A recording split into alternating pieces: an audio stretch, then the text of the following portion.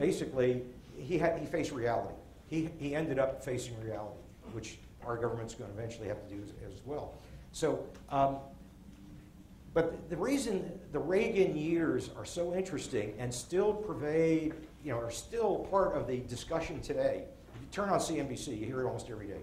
Larry Kudlow has his favorite guest, a classmate of mine from graduate school, Art Laffer. Art Laffer was the champion of supply-side economics, which was the whole rationale of why you got to have low taxes. And his rationale is if you raise the tax rate, and correctly so, I'm not arguing this, but correctly so, if you raise tax rate, it provides incentives for entrepreneurs not to undertake projects if they're going to take part of the upside. So basically, and actually his theory was even more general than that. What he said is if you raise tax rates, you lower the tax revenue, which is quite possible. And I'm not arguing that at all. But basically, it didn't happen. It's a matter of where, Laffer curve, it's a matter of where you put that. It depends on where the max is, you're right. We haven't found the max necessarily, you're right. But anyway, the point is we had a new philosophy, a new tax philosophy that pervades the discussion today. Larry Kudlow is on this every night, and he has Laffer.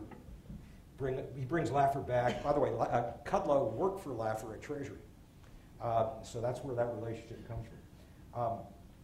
But the point of it was the implication is if you keep cap gains taxes low and you keep the taxes on high income rates low, you maintain the incentives for investment and production and risk taking and generation of new businesses, and that employs lots of people, et cetera, et cetera. You don't want to you don't want to have America where you have the land of opportunity, and if you're successful at the opportunity, you take the success away, which makes sense. I don't argue with it. But the issue is, it turns out it did not generate, it didn't turn the economy up fast enough to generate the revenues that they had hoped for, and we maintained and continued with this deficit for a very, very long time. Now, it did happen when Bill Clinton comes in, and here you see this one peak, which is a surplus, which is an unusual post-war event, and it was about 3 years in a row, and that happened in the tech boom of the 1990s. And basically, Bill Clinton went slightly the other way, raising some taxes, the marginal taxes at the highest bracket and capital gains. But nonetheless, we had such a strong underlying marginal propensity to invest. And we had a tech boom on our hands, and it was not being stopped by slightly higher taxes. So he got lucky. And hopefully, one of our ways out of this is to get lucky. With the higher tax rates, can we conceivably have surpluses? Well, it's happened once in the 1990s. But you have to get lucky. Basically, some new industry has to come along that is so dynamically growing that the tax rate does not squelch it. And an innovative industry like technology comes along about once every 50 years. The previous one was electricity in the 1920s. Previous to that was the steam engine in the 1860s and 1870s, where you have an invention and a change in technology that's so pervasive that you generate so much levels of investment spending and so many industries using this new technology, and not only industries using the new technology, but consumers using the new technology, that it just pushes growth at a very high rate, and the tax structure does not rein it in. It doesn't happen often, but it did happen. So basically, one of the ways out of this thing is get lucky. We're going to end up with 4 or 5, where do we go from here? One of them is pray to get lucky, I guess. That's one of them. But it did happen. It did happen. Then we get to the George Bush years, and something did change there as well. And, oh, by the way, I want to go back to the Reagan story.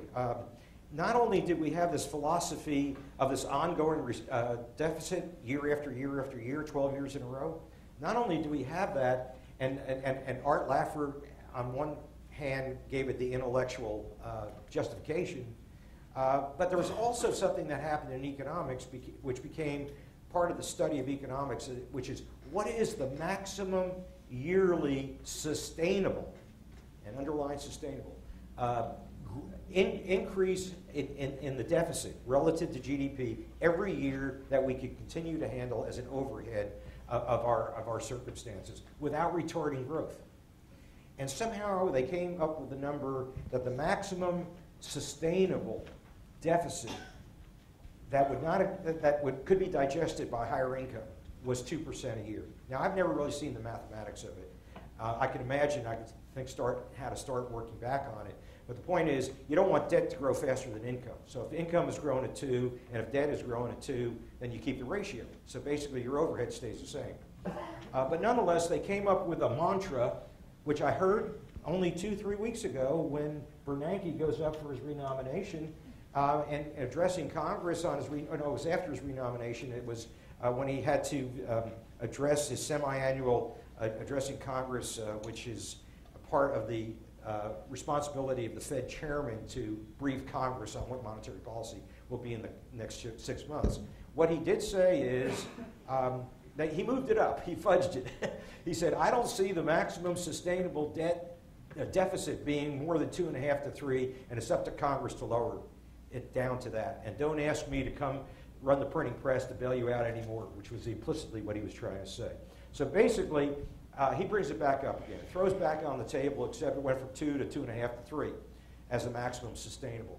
And basically, what he was saying to Congress, if you don't keep to the maximum sustainable, now redefined to be higher, 50% higher, don't look to me to run the printing presses to bail you out. So we have a confrontation coming ahead, which I'm going to get to.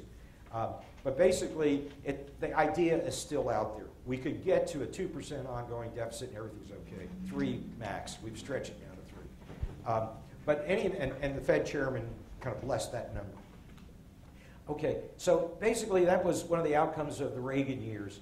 So we have a justification for maximum, by the way, it's called a structural deficit. We can have a structural deficit of 2 to 3% and everything is fine, except now we have put, by the Kennedy years, the automatic stabilizers into the economy, meaning when you go into a recession, we pay unemployment to sustain the economy, and since we have a progressive tax structure, we bring in fewer revenues.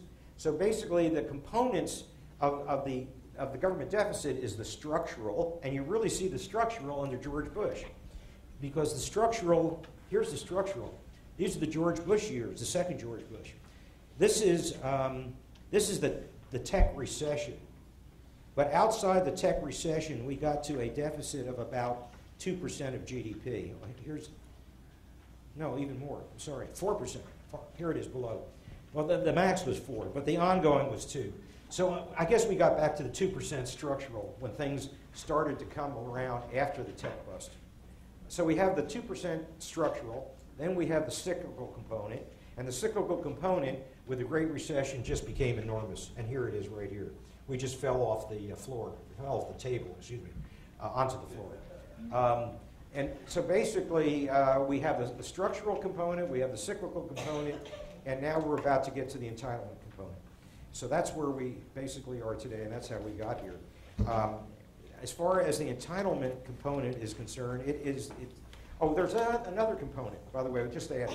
I forgot to mention this one. There's a group of quasi-government entities called GSEs, government-sponsored enterprises. And that's Fannie and Freddie and a few other housing authorities, the federal home loan banks, the farm credit banks. I presume there is even more. Basically, they have existed doing the government's work as supposedly private entities, because actually Fannie and Freddie had stock.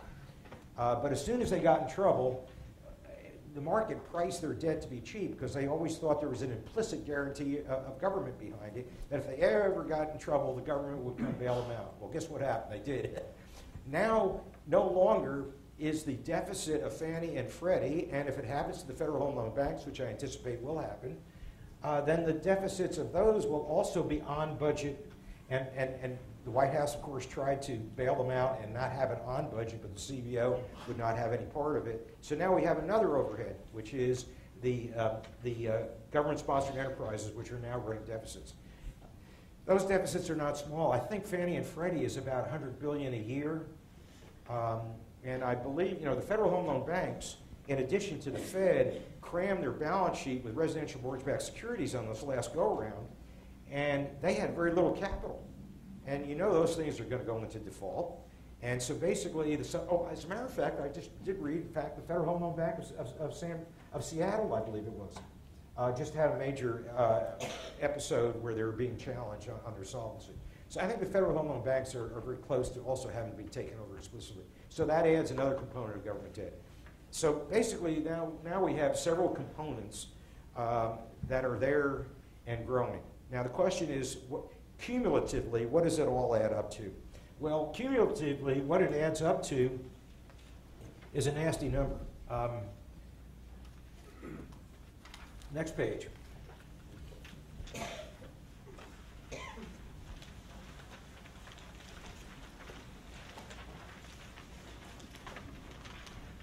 This is 02, 03, 04, up to 09, and this was last year with the Great Recession. And these are in dollars, by the way, not in percentages of GDP. 1.6 trillion.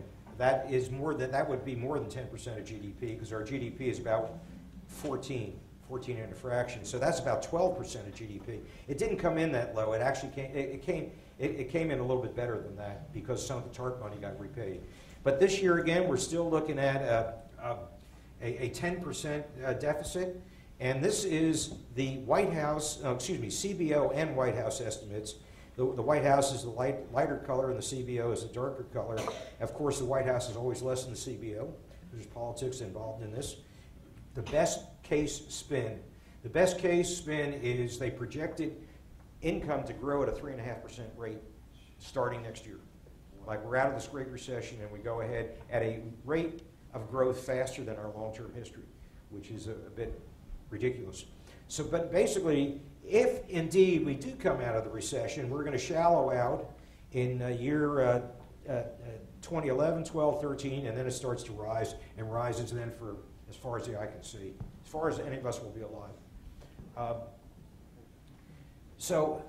And at best, it gets down to something sort of manageable. It would be 600 billion. 600 billion is 4% of this year's GDP. In 4 years, if indeed it does grow, maybe 3% or something to that effect. But basically, we might be catching a break. We conceivably could catch a break.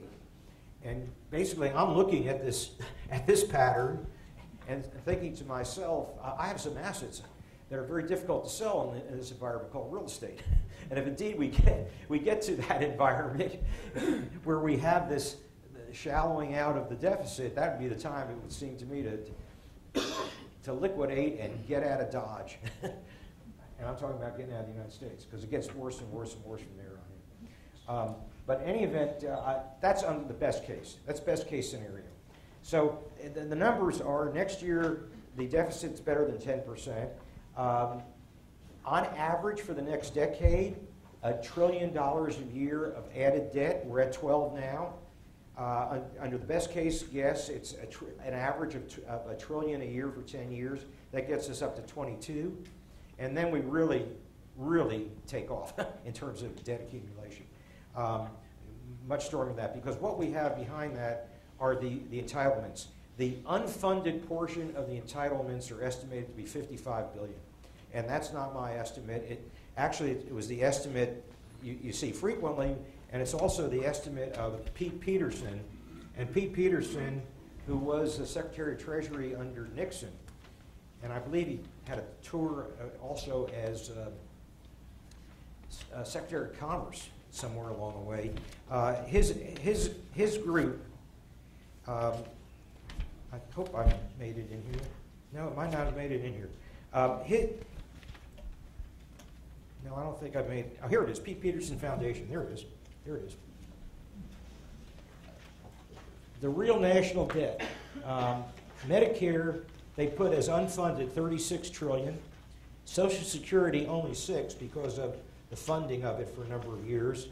And 13 for the publicly held debt, civilian and military retirement benefits, and other liabilities and miscellaneous exposures. Well, I think since then we got to add the Federal Home Loan Bank and Fannie and Freddie, et cetera, into that. Basically, they come up with a number, and I've seen this in a number of places, including the CBO, of 56 trillion unfunded.